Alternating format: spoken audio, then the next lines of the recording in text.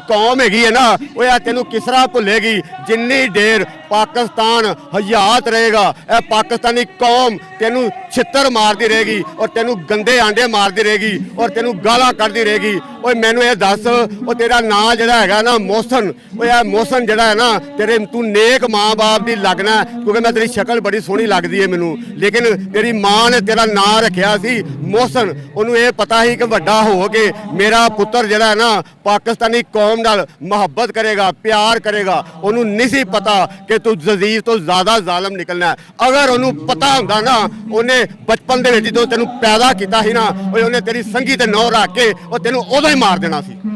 रास्ते तो बंद है, कैसे पहुंच रहे हैं? सर रस्ते बड़े बंद है ने जिस तरह भी है असीं कदी थल्लियों निकल कदी उत्तों निकल कदी कंटेनर के उत्ते चढ़ कदी छाला मार वो असीं अपनी हिम्मत के सिर ते आज वाला जो जलसा है कितना बड़ा होने जा रहा है? सर इंशाअल्लाह ताला सारे रस्ते बंद ने लेकिन फिर भी अल्लाह दी